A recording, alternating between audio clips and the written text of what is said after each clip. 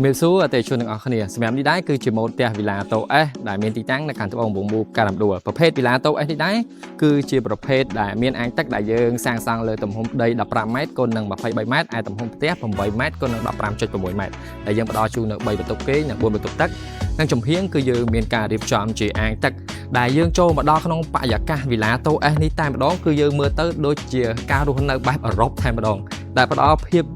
ស៊ីវិល័យហើយការរស់នៅប្រណិតដែលយើងមានការរៀបចំជាកន្លែងបន្ទប់សមាជិកជួបជុំគ្រួសារបងប្អូនអង្គុយលេងហើយអ្វីដែលខ្ញុំចាប់អារម្មណ៍គឺអាងទឹកបងប្អូនបានន័យថាអាងទឹកគឺមានការរៀបចំបានស្អាតតែម្ដងសម្រាប់វីឡាតូ S នេះដែរគឺយើងអាចទិញទុកសម្រាប់ស្នាក់នៅក៏បានទិញទុកសម្រាប់ជួលក៏បាន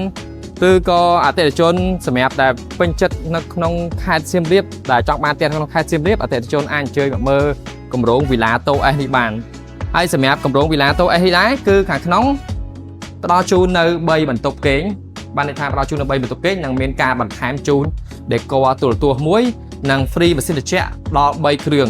យើងក៏មានការរៀបចំជាប្រព័ន្ធទឹកស្អាតជូនអតិថិជនផងដែរហើយបន្ទប់គេងនីមួយៗនេះមានសភាពដូចគ្នាគឺអតិថិជនកាមេរ៉ាអាចចូលមើលបាន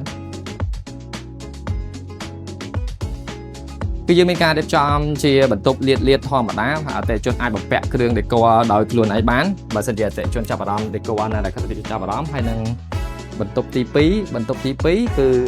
បងអាចជើញចូលមកបានសម្រាប់ផ្នែកដែលចង្កៀនបាយនេះគឺយើងមានការរៀបចំបន្ថែមជូនជាទូដេក័រលើក្រោមដែលផ្ដល់ភាពងាយស្រួលទៅដល់អតិថិជននិងទូសម្រាប់ដាក់ទូទឹកកកមួយផងដែរហើយសម្រាប់នេះគឺជាបន្ទប់ទី3បន្ទប់ទី3នេះមិនខុសពីបន្ទប់ទី1ឬក៏បន្ទប់ទី2ប្រហែលទេដែលយើងមានការរៀបចំជាបន្ទប់ទឹកនៅខាងក្នុងនោះមួយផងដែរអញ្ចឹងបើសិនជាអតិថិជនចាប់អារម្មណ៍អាចអញ្ជើញមកមើលបានផ្ទះយើងមានការរៀបចំបានស្អាតហើយសម្រាប់ការប្រម៉ូសិនវិញគឺយើងមានការបញ្ចុះរហូតដល់$15,000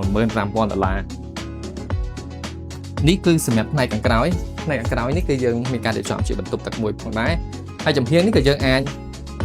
ចេញបានផងដែរដែលផ្ដល់ភាពងាយស្រួលទៅដល់ម្ចាស់ផ្ទះមែនទែនអញ្ចឹងបើសិនជាអតិថិជនចាប់អារម្មណ៍អាចអញ្ជើញមកមើលដល់ទីតាំងផ្ទាល់បានឬក៏អាចសាកសួរព័ត៌មានលម្អិតបានជំរាបលាអតិថិជនទាំងអស់គ្នា